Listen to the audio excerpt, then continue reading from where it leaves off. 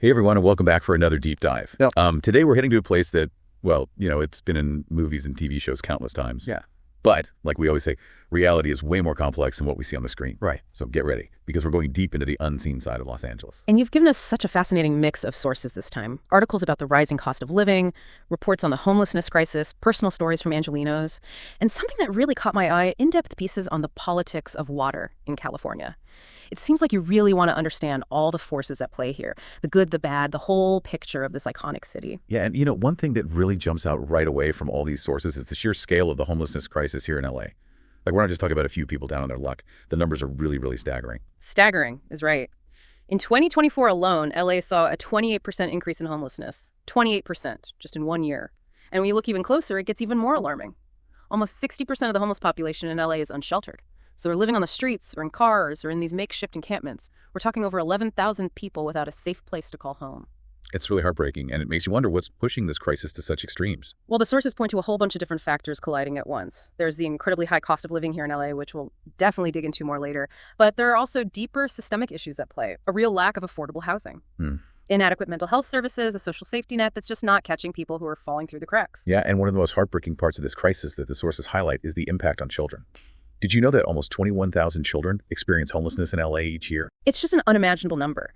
And what's especially concerning is the long-term impact that this has on kids. Just imagine trying to learn and grow when you don't even have a stable place to live, when you're constantly being moved from shelter to shelter or even sleeping on the streets. The sources really show the trauma and the instability these children are facing and how that affects their education, their health, even their future prospects. It's a really stark reminder that this isn't just about numbers. This is about people, real families, real kids whose lives are being deeply affected. Absolutely. It makes you ask some hard questions about ourselves as a society. What does it say about us when we leave so many children behind?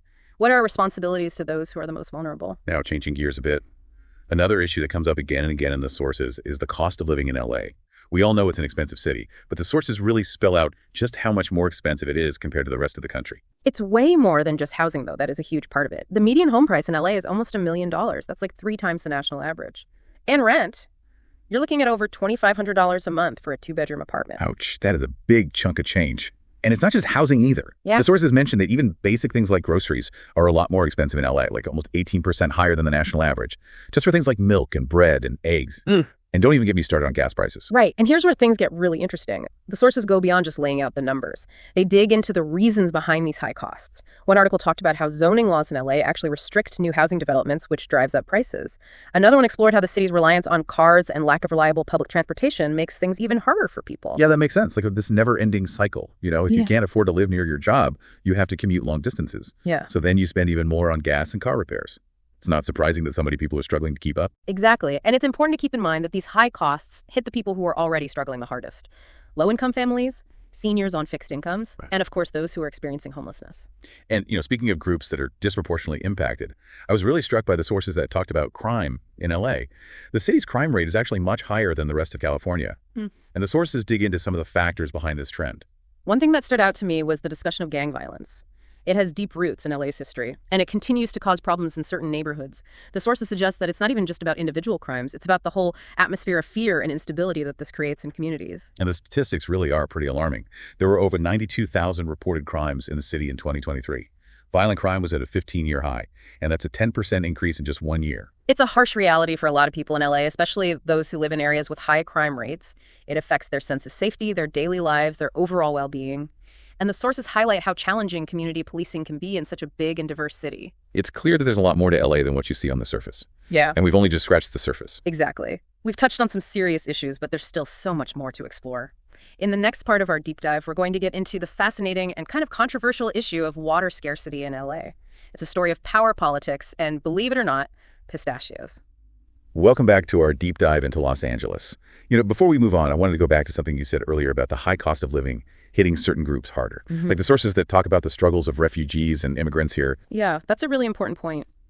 LA has always been this place where people come from all over the world. But that huge influx of refugees, especially lately, has put a strain on resources and social services. And like you said, people who just arrived, maybe they don't speak much English yet. Maybe they're dealing with legal stuff. They're the most vulnerable to being taken advantage of and facing hardship. One source I read described this family from Central America. They came to LA looking for asylum. They had to go through this really long and confusing legal process. It was hard to find affordable housing. They had trouble getting healthcare and education for their kids.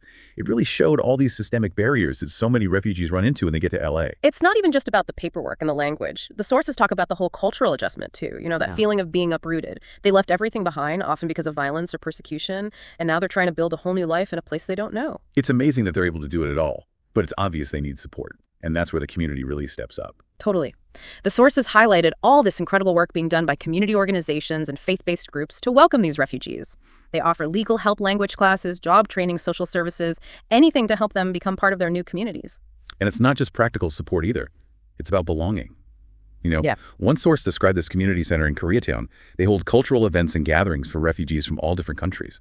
It's a place where they can connect with others who understand what they've been through. That's a beautiful example of how even in a city as huge and diverse as LA, communities can come together to help people in need.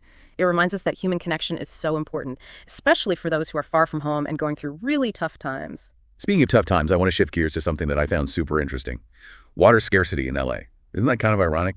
This city known for its swimming pools and fancy gardens is running out of water. It does seem kind of backwards, doesn't it? But the truth is, LA depends a lot on imported water. And with climate change and more demand, that supply is getting less reliable. And here's where it gets really interesting. The sources you gave us look at how powerful people have shaped California's water policies, especially this couple, Stuart and Linda Resnick. Maybe you've heard of them. They're like the pistachio billionaires. Wait, pistachios? Yeah. What do pistachios have to do with LA's water shortage? Well, the Resnicks own this massive agricultural empire in California's Central Valley.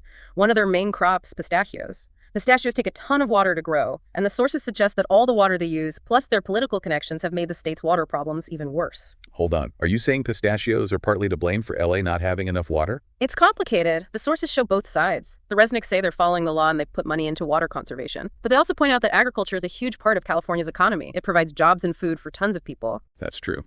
But I'm curious about those accusations of political influence. What exactly did the sources say about that? They talked about how much money the Resnicks have given to politicians, like millions to Governor Newsom's campaigns. And they talked about lobbying efforts that have helped the Resnicks' businesses, especially when it comes to water rights. That's a little worrying. It makes you think the system favors the rich and powerful, while regular people have to deal with the consequences. Exactly. And the sources even go further. They connect this whole water issue to the wildfires the state has been having. Wildfires. How are those connected to not having enough water? The sources explain that when there's not enough water, the land dries out, and that makes it easier for fires to start and spread. It also makes it harder to fight those fires. One source had interviews with firefighters. They said they had problems with low water pressure and dry hydrants when they were trying to put out recent fires. They said those fires wouldn't have been so bad if there was more water. Wow, that's scary. It really shows how big this problem is. It's not just about being inconvenienced or paying more for water. It's about safety and whether people can even live in the area. Exactly. It all ties together. We can't talk about water scarcity without talking about climate change and agriculture and politics and even the way our society is structured. It's all these things coming together to create this growing crisis. This is all really fascinating, but I have to admit I'm feeling a little overwhelmed. We've talked about homelessness, the high cost of living, the challenges for refugees, crime, and now this water crisis. It feels like LA is fighting an uphill battle on every front. You're right, John. The challenges are real and they're big. But I think we also have to see how resilient the city is and its people. Throughout history, LA has always been changing and reinventing itself. It's a place that attracts dreamers and innovators, people who are willing to face problems head on and come up with creative solutions. And in the last part of our deep dive, we'll look at those solutions and how LA can continue with that. Welcome back to our deep dive into Los Angeles. We've covered so much ground: the heartbreaking realities of homelessness and crime, the really complex issues around water scarcity, and those incredible challenges faced by refugees. It has been a pretty heavy journey. But I think it's important to end things on a more hopeful note, Despite all the challenges LA is up against, there are people out there working hard every single day to make things better, to build a better future for this city and everyone who lives here. And that's what we're going to focus on now in this last part of our deep dive. Yeah. Your sources actually offer some glimmers of hope, some paths forward. So let's talk solutions. What can individuals do? What about communities? What role does the government have to play in making LA a more just and equitable place for everyone? One thing that comes up a lot in the sources is the need for some pretty big changes to policies, especially when it comes to housing affordability. One article specifically mentioned rent control as a possible tool to keep housing costs from going crazy and prevent people from being forced out of their homes, especially in neighborhoods that are gentrifying super fast. Rent control is a tricky subject, though. I read another source that argued that while it might help some renters out in the short term, it could actually discourage new housing from being built. So in the long run, you could end up with even fewer affordable places to live. That's a good point. And it just shows how complicated this issue really is. There's no magic bullet solution. But the sources also talked about other policy ideas, like putting more money into building affordable housing and creating programs to help people pay their rent if they're struggling. Those sound like good ideas in theory. But I imagine they take a lot of money and the right people in charge to make it happen. For sure. And that's where voters come in. We have the power to make our voices heard, to elect leaders who are going to actually prioritize the needs of everyone in LA, not just a small group. The sources really stress how important it is to be involved, to speak up and hold our elected officials accountable. It's a good reminder that we're not just sitting on the sidelines. We can actually make a difference in how our city is run. And speaking of making a difference, I was really inspired by all the stories about community organizations and your sources. They're doing amazing work on the ground. Absolutely. These grassroots groups are doing so much, often with very little resources, but they're so dedicated to serving their communities. We already talked about the ones helping refugees, but there are groups working on all sorts of things. Food security, access to healthcare job training, all kinds of services for people in need. One source that stuck with me described this community garden in South LA. People are growing fresh produce there. It's not just about having enough food to eat. It's about bringing people together and creating a real sense of community. That's a perfect example of how local action can really make a difference in people's lives. It shows the power of working together, supporting each other, and making positive changes right where we live. So we've talked about the government and community action. What about individual responsibility? Do the sources have any advice on how we can each contribute to making LA better? They do. And it's not about blaming individuals for problems that are bigger than any one person. It's about recognizing that we all have a part to play in building a fairer society.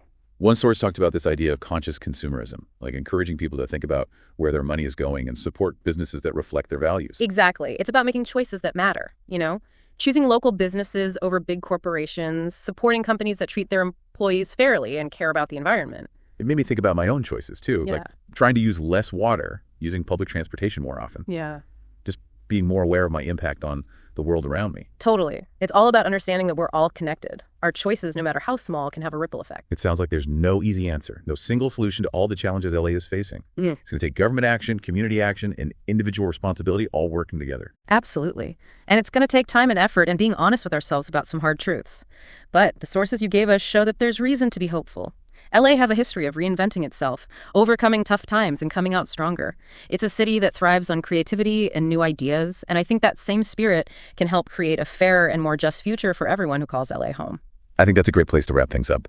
Thank you so much for joining us for this deep dive into the unseen side of Los Angeles. We've explored a lot of really complex issues, and it's clear that there's still work to be done. But we hope you've learned something new and that maybe you feel a little more hopeful about the future of this incredible